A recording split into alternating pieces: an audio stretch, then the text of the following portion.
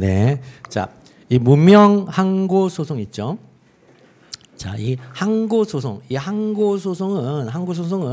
자, 3조에서 출발해서 4조로 넘어가죠. 그죠? 이제 행정소법 이거 뒷부분에 있던가요? 이제 만약에 법전이 없으면 이 뒷부분 펼쳐놓고 한번 봐보세요. 행정소송법 여기 보면 펼쳐놓고 보셔도 돼요. 법전이 있으면 더 좋고, 법전이 있으면은 이제 아무래도 이 엄지 있잖아요. 여기 엄지에다가 이게 감각적으로 어느 정도 피면은 이게 나오지. 이제 이걸 좀 익혀놓는 건데, 그게 아니고 나는 잘 찾을 수 있어. 그럼 이거 찾으셔도 됩니다.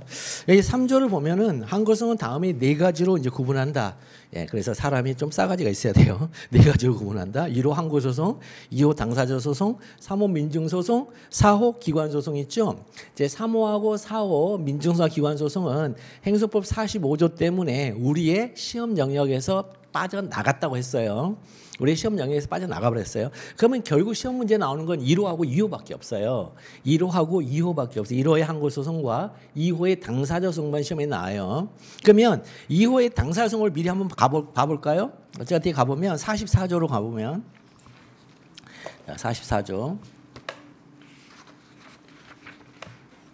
이 당사자 소송 가면요. 39조의 피고적격 이 항고소송의 피고는 시장 군수구청장으로 딱 돼 있죠. 처분청으로. 그런데 여기는 대한민국이나 자 44조 39조 가볼게요. 행정소송법 39조.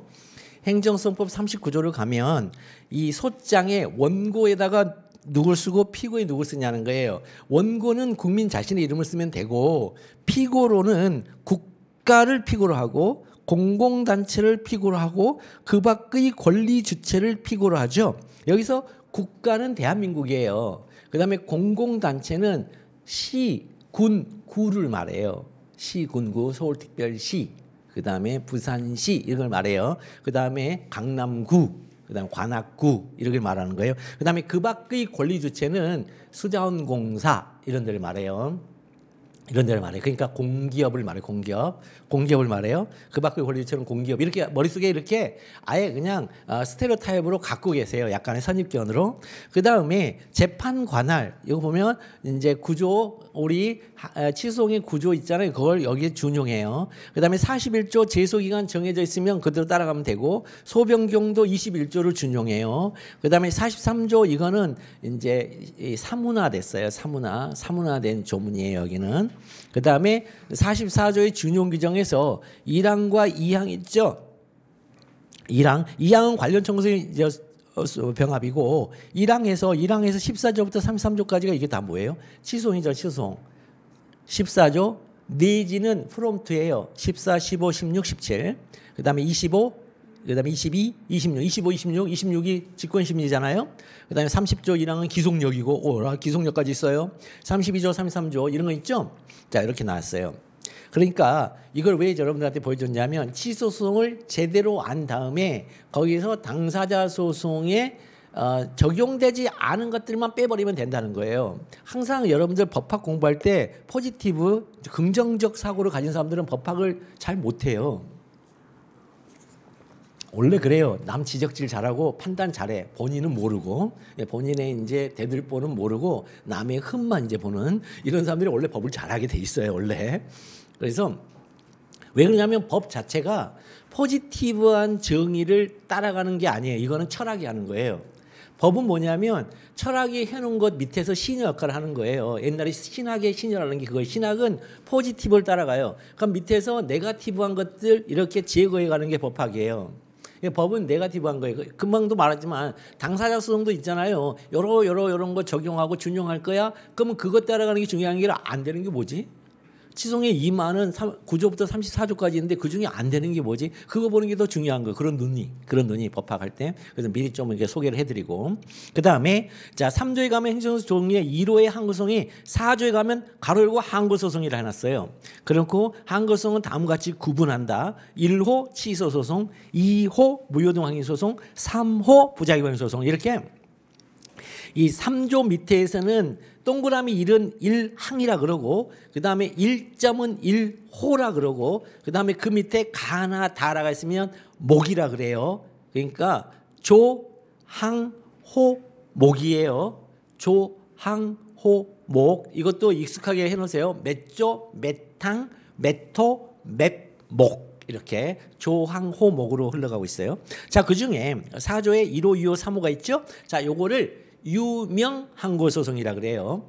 자, 제 4조에 유명, 명 이렇게 적어놨다. 유명. 그러니까 유명하다, 페이머스 그런 뜻이 아니고 적혀져 있다. 문서에 언급이 되어져 있다. 이걸 유명이에요. 그럼 문서에 언급이 없어요. 이 문서라는 건 행정소송법을 가리켜요. 지금 이 문서인 행정소송법에 언급이 없네. 무명이에요. 그래서 무명. 이 무명항고소송이에요. 근데 요 무명이라는 이 말 자체가 있잖아요. 이거를 인정한다는 전제 위에 서 있는 개념이에요. 우리 판례는 무명항고소송이라는 말 자체를 몰라요. 그러니까 이분들이 멍청해서 모르는 게 아니라 그거 자체를 인정을 안 한다는 거예요. 그러니까 인정을 안 하기 때문에 그 자체를 모르는 거예요. 아예 그 용어 자체를 언어 자체를 모르는 거예요. 그래서 유명이란 말을 안 씁니다. 판례는. 이건 학자들이 쓰는 거예요. 그래서 여러분들 답안에도 유명, 무명 이런 말 나오면 안 돼요. 이런 말 나오면 안 돼요. 자, 그래서 이른바 의무행소송, 이른바 예방적 부작위 소송. 이렇게 이른바 소위 이런 말을 쓰세요. 이른바 소위. 그래서 한번 보겠습니다. 의무행소송. 자, 대전제가 뭐냐면 여기 대전제 독특해요. 이거는요. 점수가 높을 때는 대전제 여기서부터 출발해요. 점수가 높으면. 그다음에 점수가 10점짜리면 대전제는 행정소송법 제3조와 제4조로 들어가면 돼요. 그냥. 행정소송법 제3조 제1호와 행정법 행정소송법 제4조에 의하면 항고소송에는 취소소송, 무효동행소송, 부작위반소송이 있다. 이렇게 쓰면 되는 거거든요. 이건 10점짜리. 그런데 만약 10점 이상이 돼버린다. 그러면 여기서 출발을 해야 돼요. 근데 이게 옛날에 한번 이게 나온 적이 있어가지고 옛날에. 그래서 자, 법원조직법은 왜 그러냐면 행정법 8조 2항을 한번 가볼게요.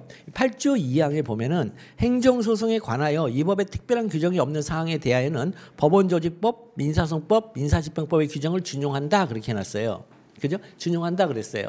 그래서 이 법원조직법 2조 1항을 끌고 와버리면 무명항고소송을 인정할 여지가 생겨버려요. 이거. 대전제를 끌고 오면 이렇게 여지가 생기는, 그러니까 논쟁이 생길 수 있는 거야. 거기서부터 비로소. 왜냐하면 법원조직법 안에는 여기 2조 1항을 보면요 뭐라고 되어 있냐면, 자, 보고 베낄게요. 에 의하면 이렇게 진짜 보고 베끼면 돼요. 자, 법원은 헌법에 특별한 규정이 있는 경우를 제외한 모든 법률상의 쟁송을 심판하고 이 법과 다른 법률에 따라 법원에 속하는 권한을 가진다. 이렇게 나왔죠. 자, 그래서 모든 법률상의 쟁송을 심판해요. 심판이라는 게 뭐라고 그랬어요? 심리 플러스 판단이라고 그랬어요. 심판이 뭐 저지먼트, 뭐 퍼니시먼트 그거 아니에요. 심리하고 판단한다. 이걸 심판이라고 그랬어요. 그러니까 모든 법률상의 쟁송을 심리하고 판단한대요. 법원이 헌법에 특별한 규정이 있는 경우, 이건 뭐예요? 헌법소송. 그러니까 헌법소송은 헌법재판소에서 어차피 할 거니까 우리는 건드릴 수가 없어. 근데 그 외에 다른 모든 쟁송은 다 갖고 와. 여기서 법률상의 쟁송이라 하고 있어요. 법률상의 쟁송은 크게 두 개밖에 없죠. 민법상의 쟁송, 그다음에 형법상의 쟁송. 이게 딱 두 개밖에 없어요. 물론 민법 안에는 특허법, 그다음에 노동법 이렇게 우리 특수법원이 있죠. 군사법원, 노동법원, 특허법원. 특히 이 특허법원은 2심제. 거기는 행정심판 전치가 필수적 전치여서 그걸 1심으로 취급을 해줘요. 그다음에 고등법원 갔다가 바로 대법원으로 가버려요. 그러니까 변리사가 굉장히 힘이 세요. 그래서 1심 역할을 하는 곳에서 변호사 역할을 하기 때문에 변리사가. 그래서 변리사가 우리 노무사보다는 훨씬 세요. 노동법원은 1심이 없잖아요. 그냥 재심판정 시동으로 다시 1심부터 다시 시작해버리니까 거기는.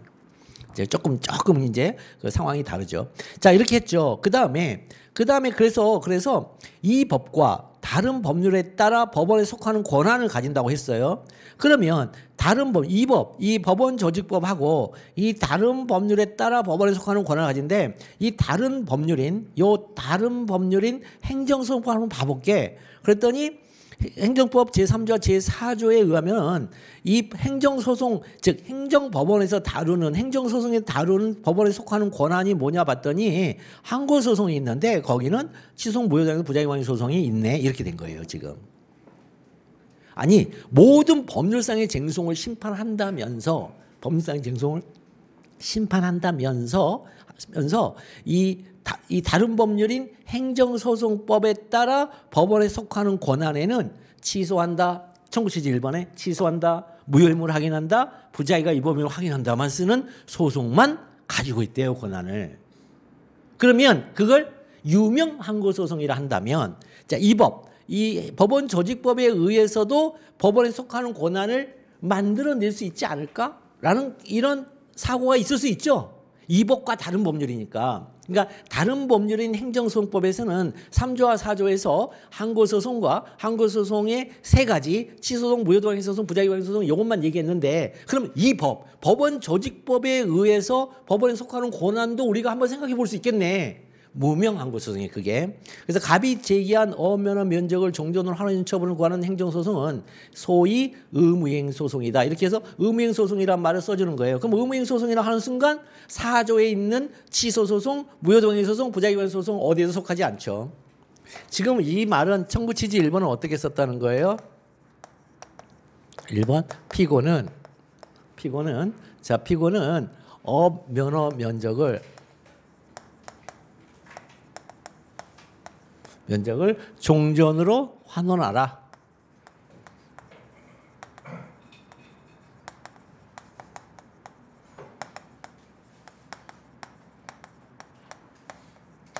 이렇게 쓸 수 있냐는 거예요. 청구취지 1번을.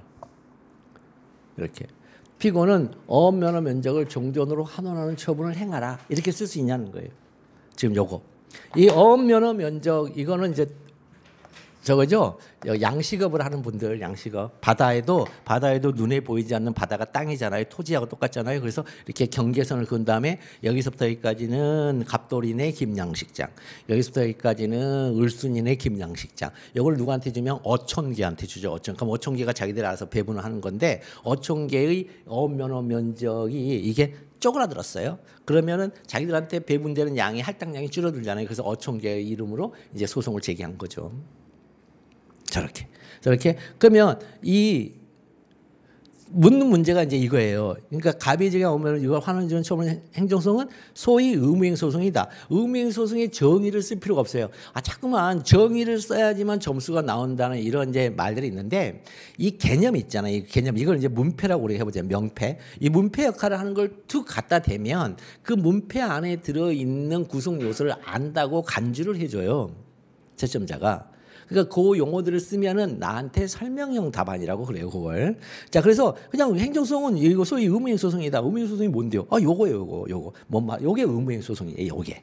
요거를 학문적으로 막 풀이해 놔서 어렵게 여러분들이 자꾸 공부를 하는데 요거를 이미지로 탁 떠올리면 돼요. 뭔 행하라. 이렇게. 그러니까 처분을 청구하는 거죠. 행하라라고. 그러면 소위 의무행 소송이다. 그러면 물어보는 문제와 관련하여 자, 물어보죠. 자, 어업면허 면적을 종전으로 환원해주는 처분을 청구하는 행정소송을 제기하는 것은 적법하게 인정될 수 있는가? 자, 물어보는 문제가 적법하게 인정될 수 있는가를 요거를 뭐라냐? 이렇게 바꿔주는 거죠. 행정법원이 가지는 행정법원에 속하는 권한인가 이게. 소위 의무행 소송이 행정법원이 가지는 행정법원에 속하는 권한인지 문제된다. 그런데 행정법원에 속하는 권한이 되려면 건너가야 할 커다란 허들이 있죠. 3조와 4조요. 행정법 3조와 4조라는 허들이 있어요. 지금 이 허들을 넘어가야 돼요. 이 허들을 못 넘어가면은 이걸 인정을 못 하죠. 그럼 이 허들을 넘어가려면 어떻게 넘어가야 되냐가 중요하죠. 그래서 학설 첫 번째는 부정하는 견해, 허들 때문에 못 넘어가. 두 번째는 넘어갈 수 있어. 세 번째는 원래는 못 넘어가는데 예외적으로 넘어갈 수 있어. 이렇게 이제 세 가지가 있죠. 이거. 근데 사실 이 학설의 대립은 딱히 중요하진 않은데 여기도 이제 그 독일 때문에 그래요. 독일이 이걸 인정하고 있어서 우리도 한번 독일 쪽으로 따라가는 게 중요하지 않겠어 이런 얘기인데 한번 보겠습니다. 자, 권력분립 원칙상 권력분립의 원칙 요즘에 최근에 굉장히 많이 나오죠. 우리 사회에서 권력분립은 서로 소 닭 보듯이 닭 소 보듯이 하게끔 문서로 만들어놨다는 거예요. 문서로 만들어놨다는 거예요. 그러니까 문서로 봤더니 문서를 무시하면 안 된다는 거예요. 문서가 곧 그 문제를 해결하는 최종적 수단이라는 거예요. 권력분립 원칙은. 그랬더니 행정소송법 문서를 봤더니 봐라. 항고소송에는 취소한다. 무효임을 확인한다. 부자가 위법임을 확인한다. 이렇게밖에 못 쓰잖아. 청구취지 1번을. 그러니 행하라. 이걸 쓸 수 있는 길이 없네. 이런 거. 그 다음에 음행소송의 인정 여부는 입법정책의 문제. 입법정책의 문제는 뭐냐면 법률이란 문서로 있어야 돼. 이런 뜻이에요. 입법정책의 문제. 이 말은 어려운 말이 아니에요. 입법정책 문제. 이거는 자꾸만 이제 헌법에서 뭘 갖고 오려고 하니까 이건 입법정책의 문제야. 그래서 이건 봤더니 법에서 지금 문서에서 인정 안 하네 이것도. 그래서 안 된다는 거. 그리고 마지막. 그럼 진짜 법도 봐볼게. 행정법 제4조의 항고소송의 종류는 그런 의미에서 열거적이고 제한적이야. 그래서 음행소송이 행정을 속하는 권한임을 부정하는 거네. 자, 여기서 보면은 권력분립 원칙상 입법정책의 문제 때문에 문제 때문에 열거적 제한적이라고 해석을 할 수밖에 없어. 이런 뜻이에요, 사실은. 근데 이거를 그냥 병렬적으로 쭉 이제 제기한 거예요. 이제 써놓은 거예요. 그 다음에 그랬더니 권력분립의 문제를 이제 원칙을 하니까 요거를 한번 이렇게 한번 보면 어떨까? 권력분립의 목적. 그러니까 지금은 원칙 이거는 문서만 너는 보고 얘기하고 있는데 문서로 왜 그렇게 나누었지? 왜 나누었지? 그랬더니 권력사원간의 견제를 통한 국민의 권리 보장이 있잖아. 그런데 나누었더니 오히려 권리 보장이 안 되고 있네? 그럴 때는 그 나누는 정신을 우리가 보자고. 정신을. 그런 뜻이에요. 그래서 이 정신이에요. 정신. 권력상호간의 견제를 통한 국민의 권리 보장. 그러니까 이 견제는 수단이고 목적은 권리 보장이야. 그런데 이 수단을 너무 중요시하다 보니까 목적이 간과되면 안 되겠지. 그러니 그럴 때는 수단이 한 발짝 뒤로 양보해야 돼. 그러니까 유명한 고소송을 인정하자고. 그런 뜻이에요, 이게. 그 다음에 행정소송법 4조 1호의 변경이라는 용어도 있잖아. 그 변경은 문자, 여기 보면은 4조 한번 볼까요? 4조의 1호 취소송 땡땡 행정청의 위법한 처분 등을 취소 또는 변경 이렇게 났죠. 그러니까 이 취소는 A 처분을 아예 취소하는 거고 변경은 A 처분을 B 처분으로 바꿔주는 거고 그럼 B 처분으로 바꾼다는 건 행하라는 것과 똑같잖아. 이런 뜻이에요. 그래서 문자 그대로 적극적인 변경으로 보아야 한다 이거는. 그리고 이렇게 그래서 이 권리보장이라는 목적 그 다음에 변경이라는 것도 있으니까 그렇다면 행정소송법을 우리가 어떻게 봐야 돼? 예시규정으로 봐주자. 이렇게 이제 하는 거예요. 이런 의미예요. 그래서 음행소송 행정법에 속하는 권한임을 긍정하는 견해. 원칙적으로는 긍정할 수 없어. 왜? 자, 형식적 법치주의가 법으로 통제하고 있는데 형식 뭐에서 통제한다? 형식은 제가 항상 뭐예요? 항상 문서로 이해하라고 그랬죠. 그러니까 형식적 법치주의는 뭐예요? 법으로 통제하는데 뭘로 통제한다? 문서로 통제한다. 실질적 법치주의는 그 문서가 왜 나왔냐, 문서는 수단이니까 왜 나왔냐라는 그 목적을 가지고 통제한다. 그래서 그걸 실질적 법치주의인데, 자 여기서 보니까 원칙적으로 긍정할 수 없어. 즉 문서상으로는 긍정을 못해. 그런데 내용을 봤더니 처분 요건이 이례적이고 그 다음에 사전에 구제하지 않으면 회복할 수 없는 손해가 발생할 수 있고 그다음 다른 권리구제 수단이 없어. 즉 구제 방법이 없어. 일미다라고 했죠. 일미다. 사전에를 미리라고 하면 일미다인 경우에는 음행소송의 행정을 속하는 권한임을 인정해야 돼. 그러면 요 일미다 상황에서 나오는 걸 뭐라 하냐? 이거를 행정개입 청구권이라고 그래요. 이거를. 자, 처분 요건이 이례적이고 사전에 즉 미리 구제하지 않으면 회복할 수 없는 손해가 발생할 수 있으며 다른 구제 방법이 없는 경우에 그 상황에 처해 있는 국민에게 발생하는 권리를 행정개입 청구권이라고 그래요. 우리 판례는 절대로 인정 안 하는 행정개입 청구권이에요. 그래서 이 행정개입 청구권이 그 밑에 있는 게 제한적 허용설이에요. 제한적 허용설. 자, 행정개입 청구권이에요. 그러면 판례는 절대 인정하지 않는다는 게 여기 나와 있죠. 검사에게 검사는 압수물을 환부하라 이렇게 나왔어요. 압수물 환부를 이행하라는 청구는 뭐냐면 검사는 압수물을 돌려주는 처분을 행하라. 검사는 압수물을 돌려주는 처분을 행하라. 이렇게 한 이 청구는 뭐냐? 내용이 행정청의 부작위에 대하여 일정한 처분을 하도록 하는 음행소송을. 우리 판례가 정의를 내려줬어요. 그럼 요 정의나 여울만 하죠. 음행소송의 정의가 뭐예요? 행정청의 부작위에 대하여 일정한 처분을 하도록 하는 소송. 그러니까 판례 정의를 외우는 게 훨씬 중요하단 말이에요, 여러분들. 판례 정의가 나죠. 감사하죠. 행정청의 부작위에 대하여 일정한 처분을 하도록 하는 음행소송이다. 그러면 부작위에 대하여 일정한 처분을 하도록 하게 하는 이면에 숨어 있는 게 뭐냐라는 거예요. 원고한테 있는 게. 그게 행정개입 청구권이에요, 이게. 그러니까 여기 음행소송이기 때문에 그 행정개입 청구권이 이면에 깔려있기 때문에 우리 판례는 뭐라고 그래요? 현행 행정소송법상 절대 허용되지 않아. 현행 행정소송법상 허용되지 않는다. 이 말은 뭐예요? 행정개입 청구권을 절대로 인정하지 않겠다 이런 뜻이에요. 행정개입 청구권을 나는 절대로 인정 안 할 거야. 아예 절대라는 뜻, 네버가 여기 안에 들어있어요. 이면에. 그래서 검토해서 자 항고소송의 종류를 정하고 있는 자 행정법 4조를 예시적 규정은 긍정설이죠. 무명 항고소송의 형태로 의무소송을 실무하는 것이 가능하다는 견해는 오히려 뭐예요? 부작위 위법 확인 소송을 사문화시켜 버리는 거죠. 자 여기에 이거는 해석이죠. 이거 해석. 이 키가 뭐냐면 이 해석이에요. 해석으로 명문을 있잖아요. 사문화하는 해석은 있을 수가 없어요. 명문의 규정을 사문화시키는 해석은 절대로 받아줄 수가 없어요. 그러니까 이게 자체가 치명적이에요. 음행소송을 주장하시는 분들한테 치명적인 게 요거예요. 부작위 확인 소송이 있다는 게 치명적이에요. 그래서 그분들이 개정안에는 부작위 확인 소송 제거가 있어요. 아예 음행 소송을 인정한다는 그거 없어도 된다는 거예요. 부작위 확인 소송 요것만 없어도 된다는 거예요. 그러면은 아까의 취소의 변경으로 음행 소송을 인정할 수 있는 여지가 생기는 거죠. 판사님들도 인정하고 싶으면 그 여지로 인정할 수 있는 거죠. 그래서 요 사문화시키는 것 때문에 입법자의 의사에 반하는 해석이라서 이 부분 때문에 절대로 안 되는 것이고, 그다음에 행절법이죠. 행정법은 절차법이죠.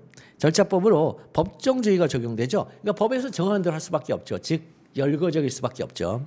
그다음에 항사통이죠. 이 항고소송은 행정처분에 대한 사후적 통제죠. 항사통. 사후적 통제죠. 그런데 의무이행 소송은요. 미리 해달라는 거잖아요. 미리. 처분이 나오기 전에 이런 처분을 판결로 해주세요. 그죠? 처분이 나온 것이 이적법인지를 판단하는 게 아니라 그래서 항사통.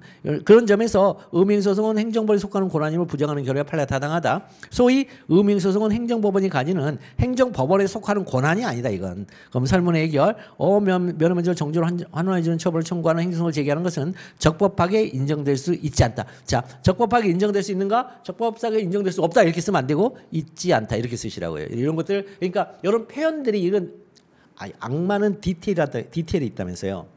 프라다를 입는 게 아니라 그래서 디테일이 있으니까 표현들이 있죠. 표현 하나하나를 가지고 여러분들의 점수 차이가 하나씩 벌어지기 시작한다고요. 0.5, 1점, 0.5 이렇게 막 조금씩 벌어져요. 거기서 물론 나도 0.5, 1점 이렇게 떨어져요. 감각적으로 계속 점수가. 그러니까 여기서 조심하셔야 돼요. 이런 사소한 어떤 면에서는 이런 아주 있잖아요. 트리비얼하고 아주 쩌잘한 데에서 점수 차이가 엄청 많이 나요. 제가 맨날 5공채 학생들한테 그런 얘기 하거든요. 누구나 다 똑같은 강사한테 듣고 똑같이 들으니까 비슷비슷해요. 문제는 얼마만큼 누가 판례를 엄격하게 정확하게 쓰느냐. 두 번째는 사안포섭에서 이런 표현상의 실수를 누가 덜 하느냐. 뭐 더 정확하게 쓰는 것은 많은 기대는 안 하지만 실수를 덜 하느냐. 거기에서 점 차이가 정말 많이 나요. 심지어 15점 차이까지 나는 것도 봤어요. 똑같이 배웠는데. 자, 그런 거. 자, 그다음에 자, 예방적 부작위 소송. 이 부작위는 금지라고 그랬어요. 금지를 가리키는 용어예요. 자, 여기서는 점수가 이제 10점으로 나올 때는 이렇게 쓰는 거예요. 이제 대전제가 여기에서 출발해요. 행정법 제3조 및 제4조에 의하면 보고 베끼면 되죠. 이 항고소송에는 시소송, 무효동항에서 부작위 소송이 있다. 여기까지가 대전제죠. 여기까지.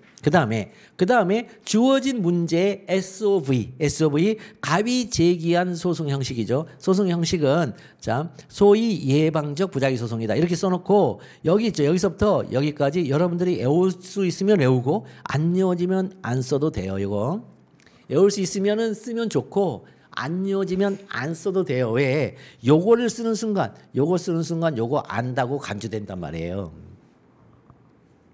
요거 쓰는 순간 요거 안다고. 여러분의 이름이 밝혀지는 순간 여러분이 어떤 정체성을 가지고 세상을 살아가는지가 밝혀진단 말이에요. 법학의 영역에선. 우리 사회과학의 영역에서는 인문과학의 영역에서 잘 안 되지만 법학의 영역에서. 그래서 이제 맨날 꼬리에 꼬꼬무 뭐 이런 거라든가 요즘에 이제 많이 보는 와이프가 이렇게 소파에 누워서 보는 게 옛날 그 뭐냐 이런 사건들 형사들 나오죠 프로파일러 나오잖아. 나는 그 무서워서 못 보겠는데 뭐 그걸 너무 좋아하는 거예요. 그런 거 그러면 사람의 어떤 뭐죠 그 범죄 심리학이라는 게 이게 허버트 사이먼의 그 행태주의에서 나온 거거든요. 행동 연구를 하게 되면 이면에 뭐 어떤 특성들이 있다. 그런 특성을 갖고 있는 사람들은 거기 찾아낼 수 있다 범인 이렇게 해서 이제 범죄화 시키는 거잖아요. 그걸 과학화라고 하기도 하고 자 그런 것들이죠. 자 그런 것들이 되는데 우리 법학은 그렇지 않아요. 우리 법학은 누누이 말씀드렸지만 이성에 의해서 딱 정해져 있는 것들을 찾아가는 것이기 때문에 그 명패를 딱 제시하면 그 명패 뒤에 숨어 있는 내용을 알고 있다고 간주해 준단 말이에요. 그러니까 공부량이 확연히 주는 거예요. 이건 확연히 주는 거예요. 너무 막 고민할 필요 없어요. 부담스럽지 말고. 그러면 소위 자 그래서 한번 읽어보고 위법한 행정작용을 자 미리란 말이 나와요. 미리 딱 나오는 순간 이거 안 되겠네. 자 미리 저지할 것을 목적으로 장래라네. 장래는 안 돼. 이거 안 되겠네. 예방적 의무행소송도 안 되는데 장래. 자 미리 저지할 것 목적으로 장래에 있을 특정한 행정의 발동에 대한 방지를 청구하는 거죠. 발동에 대한 방지. 발동하지 마라. 그래서 소위 예방적 부작위 소송이 현행 행정 허용될 수 있는가 이렇게 물어봤어요. 허용될 수 있는가? 그러면 와 관련하여 자 이제 소송 법상 허용의 문제를 이제는 말을 바꿔줘야 돼요. 소송법 현행 행소 묻는 문제를 허용될 수 있는가예요. 그러면 문서적 차원에서는 어떻게 처리하냐는 거예요. 소재기가 적법하냐 혹은 가능하냐로 처리한다는 거예요. 용어를 이렇게 바꿔주는 거예요. 그러니까 자 현행 행소법상 허용될 수 있는가와 관련하여 소위 예방적 부작위 소송의 제기가 가능한지 문제된다. 혹은 예방적 부작위 소송 제기가 적법한지 문제된다. 이렇게 쓰시면 돼요. 그러니까 말을 바꿔주는 거예요. 허용 여부를 적법 여부 혹은 가능 여부로 바꿔주시면 돼요. 그러면 그 위에 이제 가능하냐고 썼으면 그대로 이제 보고 베끼면 되죠. 가능한 제기가 가능한지 문제된다면 여부로 바꿔주면 되고 여기도 당연히 학설 판례 검토이 나오는데 여기 아까 썼던 거 그대로. 음행소송에서 외웠던 거 그대로 여기다 쓰면 돼요. 형열, 실예, 일미다. 형열, 실예, 일미다. 그냥 그대로 쓰시면 돼요. 그다음에 판례는 그대로 쓰면 돼요. 피고에 대한 이 사건 시정 증거하여서는 아니 된다. 여기까지 썼고 그다음에 내부원청. 자, 내용의 부작위를 구하는 원고 청구는 예비적이란 말 빼도 돼요. 예비적이란 말 쓰니까 더 어려워하더라고요. 없어도 돼요 사실. 그래서 피고에 대한 이 사건 신축 건물의 준공청을 해서는 아니 된다는 내부 원청. 내용의 부작위를 구하는 원고 청구는 아니 된다는 내용. 이게 뭐예요? 이 내용이라고 말 썼지만 이게 뭐예요? 청구 취지 1번의 목적어다. 청구 취지 1번을 쓰는 거다. 지금 청구 취지 1번을 이렇게 쓴 거다. 이렇게 된 거예요. 청구 취지 1번을 이렇게 쓴 거다. 즉 피고는 신축 공물의 준공 처분을 해서는 아니 된다. 이렇게 써놨다는 거예요. 그러면 그렇게 쓰는 걸 청구 취지 1번인데 그렇게 쓰는 게 가능하냐는 거죠. 그랬을 때 행정소송에서 허용되지 아니하는 것이므로 부적법하다. 이렇게 쓰시면 돼요. 판례가 이렇게 했어요. 그러면 검토 아까 했던 거 그대로 행절법 그다음에 항사통 항소송은 사후적인 통제 항사통 판례가 타당하다. 그 다음에 검토는 항상 판례가 타당하다예요. 항상. 근데 그렇게 쓰는 분도 있어요. 다수설이 타당하다. 다만 판례는 실무상 이렇게 처리하고 있다. 그렇게 쓰시면 안 돼요. 그거 큰일 나요. 큰일 나요. 항상 판례가 타당하다예요. 그럼 판례가 타당하니까 이제 판례가 타당하다고 했으니까 그럼 타당하다는 판례에 비추어서 뭐 하면 돼요? 소결 즉 판단을 내려주면 돼요. 판단은 뭐 하는 거예요? 목차를 그대로 끌고 왔으면 돼요. 예방적 부작위 소송의 제기가 가능한지 여부. 예방적 부작위 소송의 제기는 가능하지 않다. 가능하지 않다. 이렇게 항상 쓰시면 돼요. 설문 해결 갑이 비구청장을 피고로 제기한 피고는 소의 을에게 건축을 해서는 아니 된다는 청구는 소위 예방적 부작위 소송으로 현행 물어봤잖아요. 현행 소송 허용되는지 여부. 허용되지 아니한다. 되지 아니한다. 이렇게. 그러니까 이런 식으로 이런 디테일에서 점수를 차근차근 마일리지 삼아서 띠링 계속 0.5점, 1점, 0.5점 이렇게 계속 올리셔야 돼요, 여러분들이. 계속 올리셔야 돼요. 자, 여기까지가 한계론이에요. 이 한계론.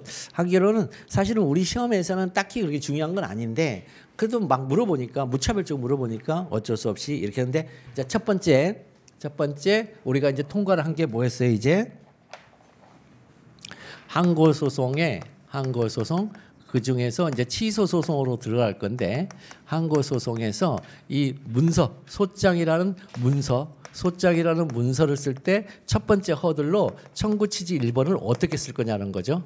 청구 취지 1번을 어떻게 쓸 거냐. 이건 지금 통과했어요. 이거를 통과했는데 결론은 취소한다.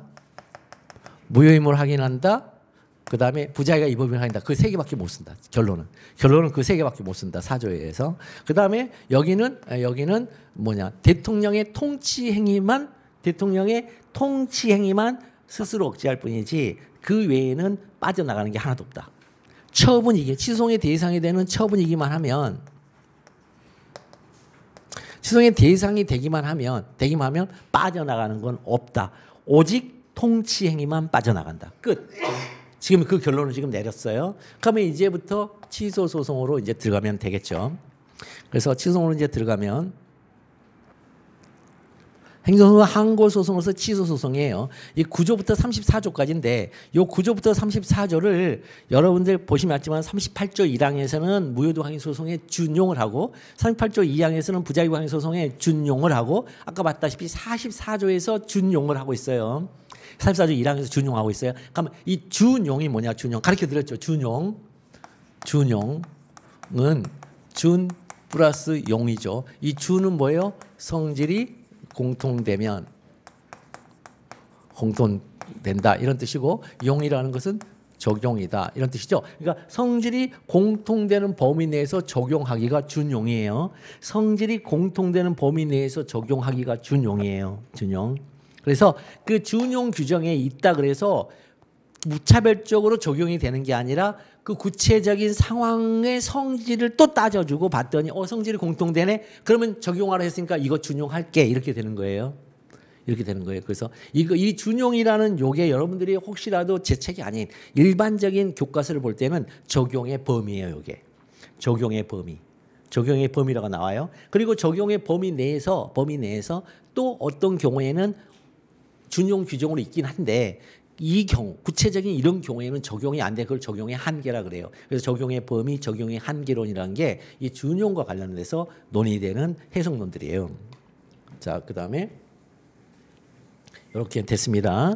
자, 그러면 이제 취소의 제기로 취소로 넘어가 볼게요. 그럼 취소로 넘어가면 이제 이 소장이 청구 취지에 관한 1번을 쓰는 것에 대한 이제 결론이 됐어요. 정리가 됐어요. 그러니까 정리가 됐기 때문에 이제부터는 우리가 알 수가 있어요.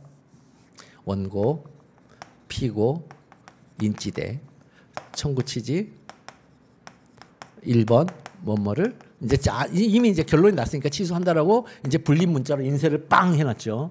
여러분들 그 법원에 가면 불림 문자로 인쇄가 돼 있어요. 소장이. 그다음에 2번 소송 비용은 피고의 부담으로 한다. 왜? 원고가 이길 거니까. 자기가 이길 거니까. 근데 소송법에서는 소송 비용은 패소자의 부담을 한다 이렇게 써져 있어요. 그러니까 원고는 자기가 이길 걸 전제로 하고 있으니까 갑자기 여기다 패소자의 부담을 한다면 제가 지더라도 제가 흔쾌히 낼게요. 이런 사람이 어디 있어요 세상에. 그러니까 그런 거 아니라 그러니까 피고의 부담을 쓰고 라는 판결을 구합니다. 이렇게 썼죠. 그리고 라는 판결을 청구 취지에서 라는 판결을 구했어요. 그러면 네가 구하는 판결을 줄게. 인용 판결. 네가 구하는 판결 이 두 개가 판결이잖아. 1번과 2번. 이거 못 주겠네. 기각 판결.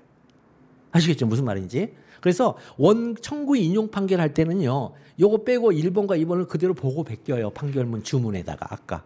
주문에 그대로 1번과 2번을 그대로 보고 베끼는데 만약에 이거를 못 받아주겠어. 그러면 한 줄만 쓰는 거예요. 원고 청구를 기각한다. 한 줄만 쓰는 거예요. 주문에다가. 인용할 때는 요 두 개를 1번, 2번을 그대로 보고 베끼고. 지금 이해되시죠? 무슨 말인지. 자, 이렇게. 그 다음에 청구 원인이 있죠.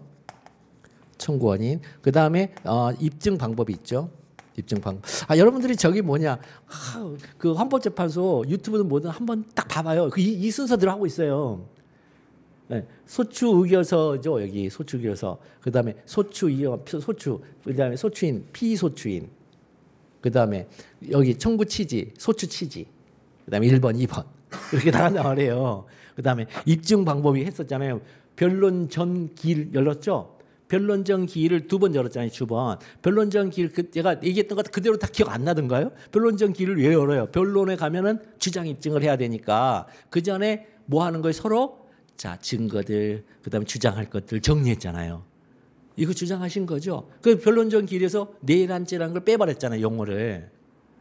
내란 행위만 놔놓고 내란 행위만 놔두고 내란죄라는 용어를 뺐어요. 왜냐하면 내란죄의 성립 여부를 헌법소송에서 다루면은 그건 형법소송 있죠. 형사법정의 권한 침해 그것도 위헌 여부가 나와버려요. 뒤에 가면. 그거 빼는 게 맞아요. 그건. 그러니까 그런 식으로 이제 하는 거거든요. 자, 이거 첨부 입증 방법, 그 다음에 첨부 서류. 첨부 서류에는 3개 서류가 필수 서류라고 그랬어요. 첫 번째 소장 부본. 두 번째 처분서. 그다음에 세 번째 입증 방법에 대한 입증 서류, 각종 입증 서류들. 입증 서류 첨부해야죠. 그래서 그 내라고 그랬잖아요. 포고령인지 뭐니 다 내라고 그랬잖아요. 그 재판관이. 그다음에 땡땡년, 땡땡월, 땡땡일. 그다음에 여기다 이제 변호사 이름 쓰기도 하고 이제 다시 원고 이름 다시 쓰거든요. 그다음 땡땡 법원 기중. 항상 귀중이죠. 항상 존댓말 써야죠. 뭔만 한다고 생각합니다. 그것도 몰라 이러면 안 되죠. 자, 이렇게 했어요. 이렇게 했어요. 이렇게 했으면 자, 대, 원, 피. 그 다음에 자, 소장 부본을 이쪽에다 주죠. 이쪽에 피고한테 주면 이 피고가 여기로 뭐죠? 답변서를 주죠. 답변서를 제출하는데 여기서 이제 협의 소액 얘기하죠. 대원 피협. 그 다음에 자, 이 제소기간 제. 그 다음에 관할법원, 관. 그 다음에 행정심판 전치도 요것도 답변서에서 하죠. 행정심판 안 거쳤어요. 이렇게. 자, 요거를 이제 지금부터 차근차근 우리가 이제 배워야 돼요. 대원피협 재관행. 달달달 외우세요. 여러분들 있잖아요. 저하고 한순간 이미 신림동 와서 3, 4년 공부한 사람하고 똑같은 수준으로 올라가 버린 거예요. 대원피협 재관행, 변지 지기적 경관 참변 병난다, 일사기대 이거 아는 것만으로 벌써 3년 차가 돼버린 거예요. 죽어라고 교재 보면서 하고 있거든요. 그거 아니에요. 딱 그 정도. 그러니까 대원 피협 재관행 그 다음에 딱 들어가면 뭐 하는 거예요? 집행정지. 그 다음에 변지입 지기척 경관 참변 병난다. 일사기대기 간접강제 딱 요거. 그래서 8개 그 다음 변지입 지기척 경관 병난다 10개 일사기대기 간접강제 6개. 그래서 총 24개 이 테마가 끝이에요. 끝. 클로즈 시스템이니까 폐쇄 시스템이니까 이 안에서만 뱅글뱅글 계속 시험 문제 내는 거예요. 여러분들한테. 계속 시험 문제를 내는데 그것이 당사자 소송으로 나오면은 이제 살짝 뭔가 마음속에 이제 불편함이 생기죠. 내가 훈련하지 않은 곳에서 나오니까. 그렇지만 여전히 대원 피협 재관에 그다음에 변집 지기적 경관 참변 병난다 일사기대 이 안에서 뱅글뱅글 계속 돌고 있단 말이에요. 그것도 계속 돌아요. 44조에서 준용하니까. 계속 돌아요. 그러니까 그렇게 도는 것이기 때문에 절대로 당할 필요가 없어요, 여러분. 그 다음에 이제 각각의 테마별로 다시 또 반복되죠. 대전제가 있고 그 다음에 소전제 중에 문제되지 않는 거, 문제되는 거 추출하고 문제되는 거 가지고 그 다음에 인지 여부로 이제 빠져나가고 이렇게 이 순서 계속 이제 하는 거죠. 대상적 쪽에서 대전제, 소전제, 소거, 추출, 인지 여부. 그 다음에 원고적 쪽에서도 원고적 쪽에 대전제, 소전제, 소거, 추출, 인지 여부. 계속 이것만 하는 거죠. 여러분들 주구장창 이것만 하는 거예요. 그러니까 조금만 딱 들으면은 다 알 것 같단 말이에요. 다 알고 또 알아요. 문제는 여러분들의 인내심만 필요해요. 시험장 갈 때까지 주구장창 외우는 암기하는 인내심만 필요해요. 인내심만.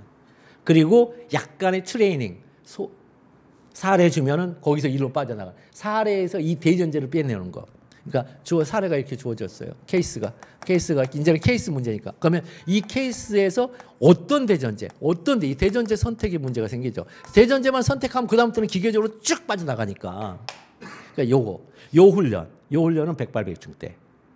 여기 기계적으로 이렇게 쓰는 것은 지금 완벽정리 때. 이번 2기 때. 이렇게 한단 말이에요. 지금 순서가. 그러니까 이 부분 죽어라 외워주세요. 달달달달 외우셔야 돼요. 여기 달달달달 외우셔야 돼요. 자. 그래서 시송의 제기를 가서 첫 번째 여기만 살짝 보면 이제 문제의 소재에서 자, if should. 요거를 한꺼번에 묶는 거. 요걸 한꺼번에 묶는 문장은 if should 문장. 소위 칸트의 정언명령이라고 그래요. 정언명령.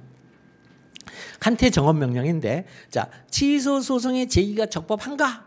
이렇게 물어보기도 하고 취소의 제기가 가능한가 이렇게 물어보기도 해요. 그러면 묻는 문제가 스티뮬러스 자극이 되고 그 다음에 내가 정업 명령의 형식으로 보여줘야 돼요. 즉 리스폰스 반응을 해야 되는데 이 정업 명령에서는 이 스티뮬러스 자극을 if로 전환시키고 그 다음에 보여줘야 될 반응을 should로 보여줘야 돼요. 하여야 한다로. 그럼 취소의 제기가 적법하려면 혹은 취소의 제기가 가능하려면 이건 묻는 형식이에요. 그러면 대원 피협 재관행 그냥 처음으로 취소의 대상을 이렇게 안 써도 돼요. 취소소송의 대상적 격, 취소소송의 원고적 격, 취소소송의 비고적 격, 취소소송의 협의소위, 취소의 제소기간, 취소의 관할법원, 취소의 행정심판 전치 등의 취소소송 요건을 충족하여야 한다. 이렇게 쓰시면 돼요.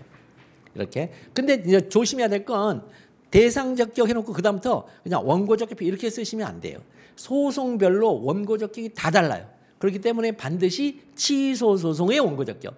불편하지만 취소소송의 피고적 격, 취소소송의 협의 계속 앞에다 취소소송을 붙여줘야 돼요. 그것도 디테일이에요. 그것도. 그러니까 우리 생각에는 그까짓까 앞에다 썼으니까 다 공통적으로 다 이렇게 걸리는 거지 법학에는 그런 게 없어요.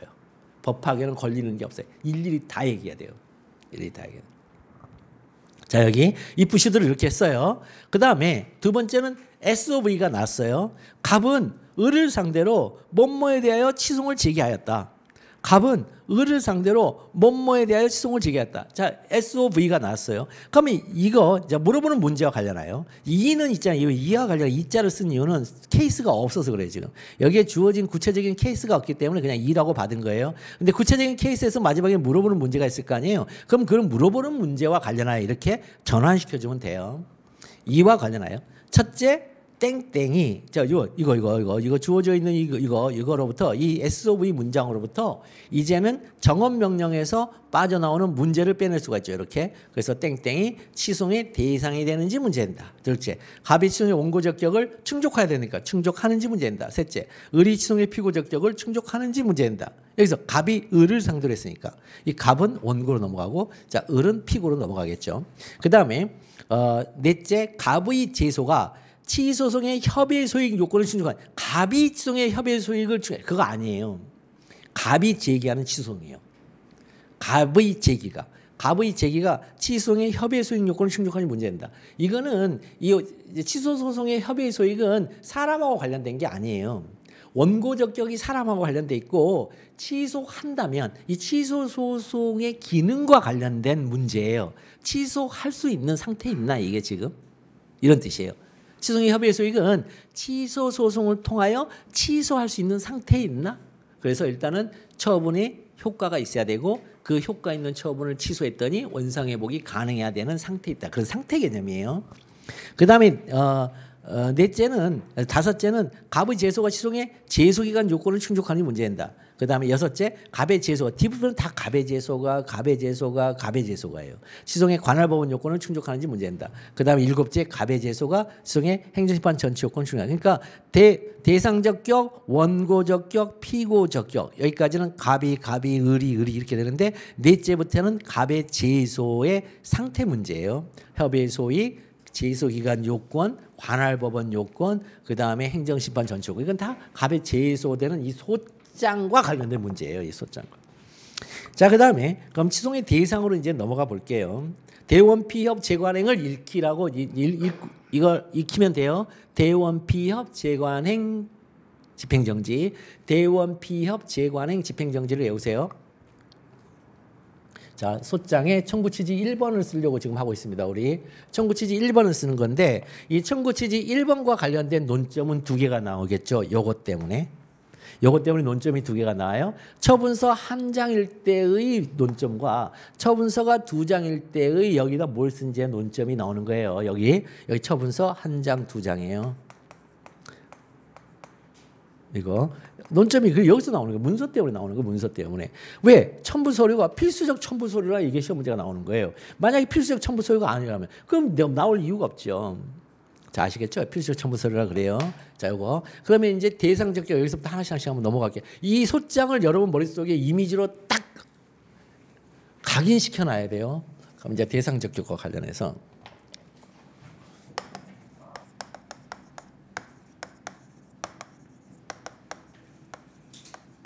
자, 여기 상식을 위해서 우리의 상식은 사실은 법률적인 개념인데 일반 상식 말고 이 적격이 뭘까요? 적격은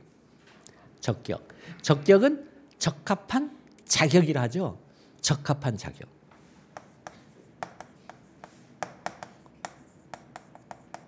그럼 이 자격이 뭘까요? 적합한 자격인데 이 자격이 뭘까요? 자격은 소장의 이름 쓰기예요. 소장의 이름 쓰는데 그 이름을 쓴 것 자체가 적합하냐가 문제가 돼요.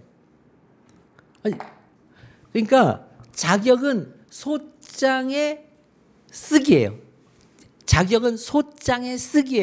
근데 적격이라고 해버렸어요. 적합이 뭐냐는 거예요. 적합. 그걸 저한테 적합한 거죠. 그게 뭐겠어요? 이렇게 얘기하면 곤란하죠. 적합은 법률에 언급된 이런 뜻이에요. 법률에 언급된이 적합이에요.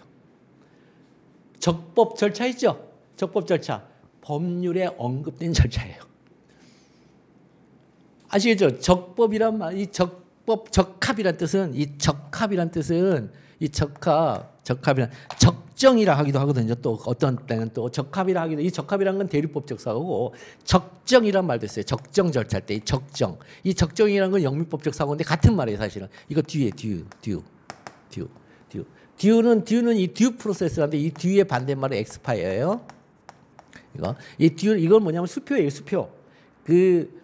네덜란드 상인들, 동양척식. 이 네덜란드 상인들이 이제 어음수표라는 것을 세계 최초로 융통시키면서 이 상업 국가로 이제 대성공을 하죠. 걔네들이 이 조총 팔아먹어가지고 임진왜란 이런 거거든요. 걔네 때문에. 자, 근데 이 듀는 꼭 갚아야 되는, 수표에 있는 문구 그대로 갚아야 되기, 갚기. 그 다음에 요거는 수표 찢어버리기 이런 뜻이에요. 이게 적합이에요. 그러니까 적합한 자격은 뭐라고요?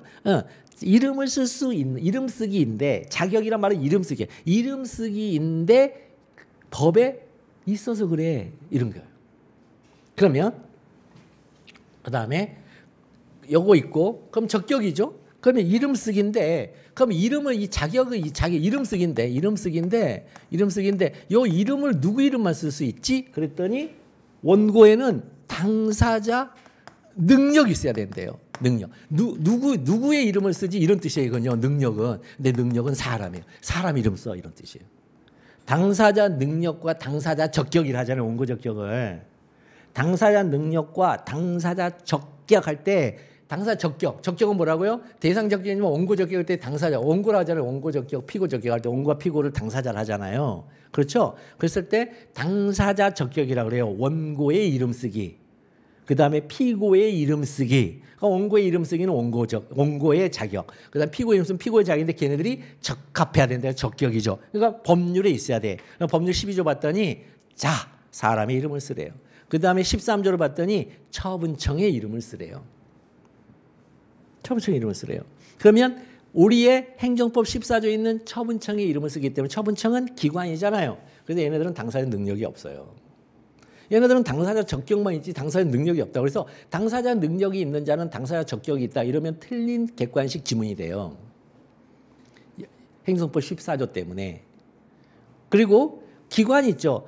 우리 선관위 위원장이 그 원고가 될 수 있다고 했잖아요. 그럼 원고가 되려면은 원고는 반드시 자가 돼야 되는데 당사자 능력을 취득해야 당사자 적격이 원고가 될 수 있어요. 그래서 우리 거기서 그랬어야 하죠. 당사자 능력 및 당사자 적격을 가진다. 그 표현 꼭 쓰라고 그랬잖아요.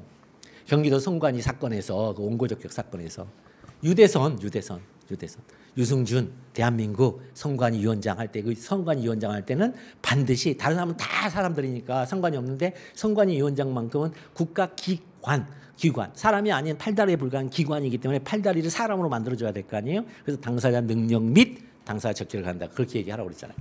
자아로 만들어진다. 이런 뜻이에요. 자, 어려운 말 아니죠. 적격이라는 것은 적합한 자격이에요. 그럼 적합한 자격이니까 대상은 뭐예요? 이 대상은 뭐예요? 1971번의 목적어잖아요. 1971번의 목적어를 가리키는 말이잖아요. 이거 우리 우리 행정소송법에선 이게 취소소송의 대상적격은 취소소송의 소장의 청구 취지 1번에 목적으로 적합하게 쓸 수 있느냐의 문제죠. 적격이란 건 적합하게 쓰다라는 뜻이라니까요. 아무 말이 아니에요. 적격은 적합하게 쓰다예요. 문서에다가.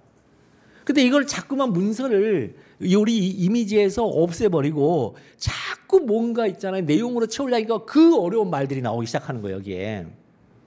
문서. 그러니까 문서의 이름 쓰기가 적격인데 법률에서 쓰라고 하니까 쓸게 그게 적격이란 뜻이란 말이에요. 아셨죠? 문서에 뭔가를 쓸 건데 법률에서 현재 효력을 가진 법률이 쓰라고 그러네? 그러면 그걸 적격이라고 그런단 말이에요. 그런데 취소소송의 대상 적격은 청구 취지 1번에 목적으로 쓰라고 하는 거냐? 목적으로 쓰라고 하네? 근데 쓰라고 하는 거 봤더니 처분이네요. 쓰라고 하는 거 봤더니 처분이네. 그러면 처분이는데 처분은 반드시 뭐래요? 처분서로 나온다면 처분서로 나오는데 문제는 처분서로 나오기만 하면 처분이냐는 거예요. 무슨 문제냐면 행정청에서 나한테 일단 국민들한테 문서 날라오면 국민들은 일단은 가슴이 철렁하죠. 이게 뭐야? 그때 딱 갔더니 지원금 받아가세요. 감사하죠. 갑자기 가슴 쓸어내렸네. 이렇게 되죠. 가슴 철렁해요. 오기만 하면. 그러면 그걸 처분으로 구성해서 나 이거 안 받을래. 그게 취소해. 나 이거 안 받을래. 그거 할 수 있느냐의 문제예요. 처분서. 그러니까 처분이네. 그러니까 19조와 2조 1항 1호에 하면 처분이네요. 19조와 2조 1항 1호에 하면 처분이네. 자, 그래서 보니까 처분 문서가 한 개인 경우는 이론서를 기초한 판례 태도를 중심으로 우리는 볼 수밖에 없단 말이에요. 판례 태도를 중심으로. 그래서 일단은 요것만 소개하고 좀 쉴게요. 그러면 소개할게요. 시송의 대상 적격. 소송의 대상. 요거는 뭐예요? 적격을 봤더니 이건 뭐라고요? 19조와 2조 1항 1호로 접근하네. 이 적격이 법률이라는 문서에서 쓰라는 거 봤더니 법률이라는 문서를 봤더니 이렇게 되어져 있네. 이런 뜻이에요. 법률이라는 문서를 봤더니 그다음에 그거를 이제 우리 판례가 뭐라고 봤냐면 취소 소송의 대상이 되는 처분 이렇게 되는 거죠. 이렇게 이제 받아주는 거죠. 이렇게 받아주는 거죠. 소송의 대상이 되는 처분. 아니 문구 그대로 문서 그대로 읽을 때는 문서 그대로 읽는 경우에는 이렇게 읽는 거죠. 시송의 대상이 되는 처분이란 행정처행하는 구체적 사실한 법 집행으로서의 공권 행사 또는 그 거부와 그 밖에 예정한 행정작용을 말한다. 여기까지 쭉 써놨죠. 이렇게 써놨죠. 이렇게. 그리고 나서 이렇게 문서는 그대로 읽는데 요거를 판례가 재정의를 하죠.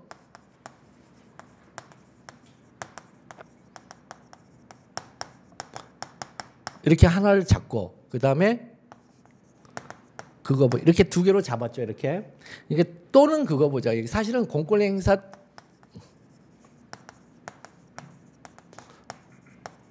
또는 그거 보죠. 그래서 이 또는 그거부를 하나를 잡고요. 그다음에 이 전체를 하나를 잡고 있죠. 그러면 이 또는이라는 것은 등위 접속사니까 이 공권력의 행사와 크기가 같은 등위인 그거부를 보겠다는 거죠. 판례가. 이제는 이해되시죠? 이런 말들을 우리가 예비순환을 거쳐왔으니까. 이 말이 이제는 이해돼요. 막 엄청나게 건너뛰는 용어들이 이제 이해가 되는 거죠. 그러면 판례가 여기에 대해서는 이제 그 밖에 이해준한 행정작용인데 그 밖에 이해준한 행정작용은 그때 말씀드렸다시피 입법, 행정계획, 행정상, 사실행 이 세 개밖에 없어요. 이거. 그러면 이것들이 이에 준하는 행정. 그래서 공권력 행사적 요소를 갖고 있었는데 판례가 행공특법권익이 국권직권이라고 했단 말이에요. 이거. 국권직권 혹은 국권지경 이렇게 했단 말이죠. 요거를 그대로 했고 그러면 행정입법에서 이 요소를 갖고 있으면 그 밖에 예준하는 행정작용에 대해서 처분적 복귀를 한다. 행정계획인데 그게 행공특법권익 국권직권의 요소를 갖고 있으면 그 밖에 예준하는 행정작용이 되어 구속적 계획이 된다. 그 다음에 행정상 사실행위인데 행정특보권의 국권직관의 요소를 갖고 있으면 그 밖에 이에 준하는 행정작용이 되어 권력적 사실행위 된다. 이렇게 얘기를 해줬잖아요. 말로 하는 수학이라고. 그 다음에 그거분인 경우, 이제 그거분은 공권력 행사하고 있잖아요. 크기가 같아야 돼요. 등이니까. 이건 크기가 같다 이런 뜻이에요. 크기가 같은데 문제는 자기와 부작위인데 자기와 부작위가 우리 일반적인 자연 현상으로서는 크기가 도저히 같을 수가 없어요. 일반적 자연 현상에서 누굴 팬 거하고 하는 거 같냐고요. 했대 이번에. 근데 그게 같냐고요. 같을 수가 없다니까 이거는. 그죠? 그런데 규범적으로 같게 만들 수가 있어요. 규범적으로 같게 만들 수가 있어요. 이거를 등치라 그래요. 등치성 확보라 그래요. 이거 형법을 공부하신 분들은 아는데 이 등치성 확보예요. 이 보증인 지위와 보증인 의무라는 그런 개념인데 이 등치성을 확보한다고요. 부작위를 가지고. 그러면 그 거부도 이 그자가 가리키는 게 요거란 말이에요. 그러니까 그 거부인데 공권력 행사의 거부인데 공권력 행사의 그 거부면 무조건 그거 뭐냐? 아니야. 또는 이런 게 있기 때문에 이게 문제가 되어버려요. 그러면 이 또는이라는 등치적 요소가 뭐냐? 그게 신청권이에요. 그래서 여기 외우셔야 돼요. 여기 그신은 처분이고 그 거부는 신청인의 법적 상태에 어떤 변동을 일으키는 것이고 그 다음에 그 국민에게 법규상 조리상 신청권이 있어야 되죠. 요거예요. 근데 이 신청권 있잖아요. 요게 등치 관계를 확보시키는 거예요. 등치 관계. 이 등치 관계를 확보시켜주는 거예요. 요게 등치 관계를 확보시켜주는 거예요. 그래서 그 행계청 있죠. 행정개입 청구권을 주장하시는 아까 음행소송이든 예방적 부작위 소송이든 다 행계청을 주장하시는 분들이 인정하자고 아주 막 피토하면서 이제 주장을 하시는데 우리 판례는 그걸 부정하고 있으니까 여기 와서도 행계청을 인정할 수가 없는 거예요. 법조신 안에서 조리상 신청권을 행정개입 청구권이 조리상 신청권이라고 주장하세요. 그분들은. 그러면 그분들은 그걸 주장하려면 음행소송을 주장하시는 분들이 이 조리상 신청권 안에 행정개입 청구권이 있다고 봐요. 그러면 그분들은 그걸 주장한다면 그거는 사람이 가지고 있는 권리잖아요. 사람이 가지고 있는 권리를 어떻게 대상 안에서 논의를 할 수가 있겠어요. 그래서 이원설로 가요. 그분들은. 그 신청한 행위가 처분이고 그 거부 행위가 신청의 법적 상태에 어떤 변동을 일으킨다고 보이면은 그건 거부 처분이야. 그런데 원고가 이걸 갖고 있어야 돼. 그래서 그 국민도 있잖아요. 그 국민 안에 그분들은 그 신청인에게 이렇게 말을 바꿔요. 그러니까 여러분들이 여기 그 국민이란 말을 그 신청인에게 이렇게 바꾸는 순간 행계청을 부정하면서 이 판례를 얘기하고 있잖아요. 내부적으로 모순되는 진술을 하고 있잖아요. 그래서 거기 점수가 빵점이에요. 그래서 여기서는 무조건 여기 제가 전달한 그대로 그냥 기계로 다 외워버렸어요. 통째로 이렇게 딱 넣어버렸어요. 자, 그 다음에 그 신청한 행위가 처분이잖아요. 이 판례가 말하는 처분은 요거예요. 판례가 말하는 처분은 요거예요. 그 신청한 행위가 처분일까 할 때는 판례는 무조건 행공특보권의 국권직관을 가리켜 처분이란 말이 판례가 말하기만 하면 판례가 법규라고 말하기만 하면은 법률 플러스 시행령인 거예요. 그런 용어들을 알고 있어야 여러분들이 사안 보습을 정확하게 할 수가 있다고요. 자, 요거. 그 다음에 이제 여기까지가 기존의 전통적인 거예요. 그래서 이거 이론설이거든요, 정확하게. 그런데 이 이론설에서 벗어난 판례가 하나가 나와버렸죠. 첫 번째 하나는 뭐냐면 여기 안 되는 거, 요거 안 되는 거 있었죠. 뭐예요? 여기서 나오죠, 여기서. 행정상 사실행위 중에 권력적 사실인데 비권력적 사실행위는 여기에 해당 안 되죠. 그 다음에 여기 등치 관계에서 요거 안 되는 애들이 있어요. 여기가 안 되는 애들. 여기가 안 되는 애들이 또 일로 넘어오죠. 이거는 있는데, 요건 있는데, 요게 안 되는 애들이 있어요, 여기가. 그 신청행위가 처분이 아닌 경우들이 있어요. 그 다음에 요거. 그 밖에 이에 준하는데, 그 밖에 행정작용 중에 이에 준하지 못하는 게 있어요. 이에 준하지 못하는 거, 그 다음에 그 신청한 행위가 처분이 아닌 거. 이렇게 넘어오는 게 있어요, 여기서. 거부를 하긴 했는데, 거부의 대상이 그 신청한 게 거부의 대상이 된 그 처분이 그 신청한 행위가 처분이 아닌 게 있어요. 그럴 때 여기에 뭐가 있다고요? 관행실법태. 관행실법태라는 판례가 여기서 나왔어요. 그러니까 관행실법 테러란 판례로 넘어갈 때는요, 반드시 기본 전제로 시송의 대상이 되는 처분은 아니다, 시송의 대상이 되는 거부 처분이 아니다라고 먼저 논증을 한 다음에 넘어가야 돼요. 그것을 지금부터 이제 배울 거예요. 지금부터. 그 다음에 첫 번째는 그 다음에 또 하나, 이 안에는 세 개가 있죠. 지금 이 안에 권리의 설정을 명하고 의무의 부담을 명하고 기타 범죄 효과를 직접 발생시키게 하는 등이죠. 등. 요 등과 관련해서 논점이 또 하나가 있죠. 실권밀관. 실질적 권리관계 밀접한 관련이 있다. 요거 실권밀관. 요것과 관련해서 또 시험 문제가 꽤 많이 나와요. 여기서 나오고 그다음에 여기서 나오고. 시험 문제는 그러니까 처분 문서 하나일 때는 여기하고 여기서 시험 문제가 나와요. 여러분들한테. 나머지들은 너무나 당연해서 잘 안 되려고 그러고 변호사 시험 가면 너무나 당연한 데서 내고 그러니까 변시 공부하는 애들이 당황한단 말이에요. 이런 시험 문제 내버리면 자기들 잘 모르거든요. 요거. 자, 그래서 여기 보면은 자, 첫 번째 보면 시송의 대상이 되는 처분. 자, 법권의 기중에 자, 법권의 하죠. 법규한 권리 설정 또는 의무의 부담을 명하는 거. 타입 1-1이. 그다음에 타입 1-2는 자, 의기 기타 범죄 효과를 직접 발생하게 하는 거죠. 그다음에 1-3은 실권밀관. 그러니까 법권 의기 등 할 때 이 등자에서 실권밀관 하나만 쏙 빼놨단 말이에요. 하나만. 등자가 기타 등등 같은데 그 등자 하나만 딱 빼냈어요. 실권밀관. 그래서 1-3. 그다음에 이제 1-4로 가면은 이제 신고를 수리하는 거. 그 특히 기타 법률상 효과를 직접 발생하게 하는 거 이게 바로 법권의까지는 했잖아요. 법권의 그다음에 기타 법률상 효과를 직접 발생하기가 1-4예요. 기타 법률상 직접 발생하기. 그다음에 그 밖에 이에 준하는 행정작용 타입 2는 뭐냐면 금방 얘기한 것처럼 그 밖에 이에 준하는 행정작용 할 때는 행정입법, 행정계획, 행정사실행위 3개밖에 없어요. 3개밖에. 근데 이 3개를 할 때 이게 행정입법이다. 이거 행정계획이다. 이거 행정사실행위다. 이것을 법적 성질론으로 이렇게 하고 있는데 여기 목차가 조금 다르다는 거. 이 목차가 조금 다른 지점을 하나 우리가 공부할 것이고 그다음에 이제 타입 3로 가면 거부처분.